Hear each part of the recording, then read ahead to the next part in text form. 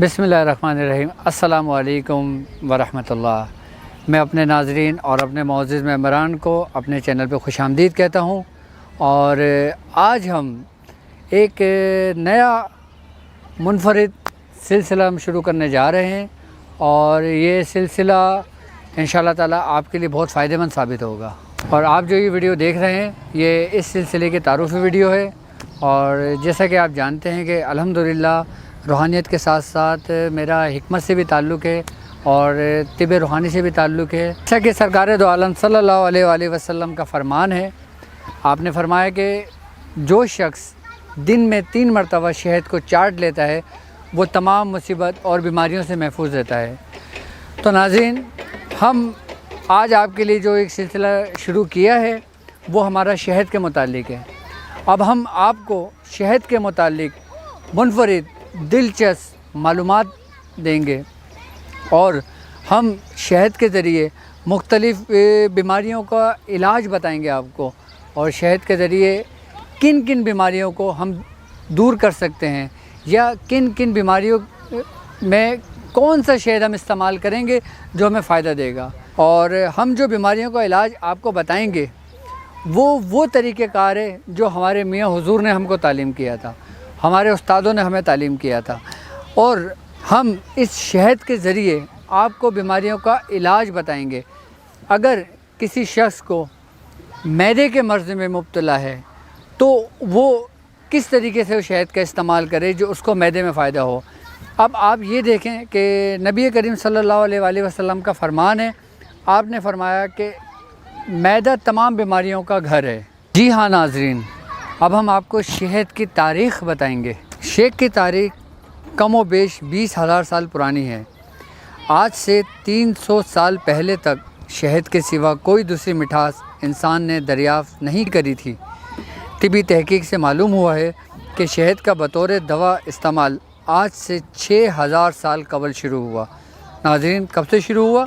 6,000 साल कबल शुरू हुआ और एक तसलसल के साथ साथ आज तक जारी व सारी है। नाज़रीन, कदीम ज़माने में चीन, बर्र-ए-सग़ीर, ईरान, अरब, यूनान, इटली, ऑस्ट्रेलिया और यूरोप के दीगर ममालिक में लोग शहद बतौर दवा इस्तेमाल करते थे और आज तक बतौर दवा इस्तेमाल करते हैं। शहद को फूलों का रस या मिठास भी कहा जाता है। आब हयात, अमृत, माउल हयात ये शहद के सिफाती नाम हैं। शहद 3 अहम अज्जा पर मुश्तमिल होता है। नंबर 1 एक मिठास यानी शुगर, नंबर 2 मदनी अनासिर यानी मिनरल्स, नंबर 3 हयातीन यानी विटामिन्स। इन तीनों अज्जा की हयात बख्श ख़ासियतों से लोग बखूबी वाकिफ़ हैं। तो नाज़रीन, हम आपको ये बताएंगे कि शहद के ज़रिए हम बीमारियों का इलाज कैसे कर सकते हैं और किन किन बीमारियों में कौन कौन सा शहद हम इस्तेमाल कर सकते हैं। ये हम आपको आगाही देंगे इस चीज़ का कि जो आपको मर्ज़ है आप हमसे कमेंट्स में पूछेंगे, हम आपको आपकी बीमारियों का इलाज शहद के ज़रिए बताएंगे। और ये वो सुन्नत है जो सरकार दो आलम सल्लल्लाहु अलैहि वसल्लम के दौर में भी बीमारियों में शहद इस्तेमाल हुआ करता था। कदीमी ज़माने में भी इस शहद का इस्तेमाल हुआ करता था। जैसे कि मैंने आपको बताया कि शहद की तारीख़ 20,000 साल कबल की तारीख़ है, तो यकीनन शहद अल्लाह की नेमतों में से एक नेमत है। बाकायदा कुरान में इसका वाज़ेह ज़िक्र है, बिल्कुल तफ़सील से ज़िक्र है। और सबसे ख़ास बात यह है कि अगर आप किसी दिल के मरीज़ में मुब्तला हैं और आपके वॉल्व ब्लॉक्स हैं, इसके अलावा आपके दिल में कोई भी प्रॉब्लम हो, तो हम आपको बताएंगे कि आप कौन सा शहद इस्तेमाल करें जिससे आपको ये फ़ायदा हो सकता है।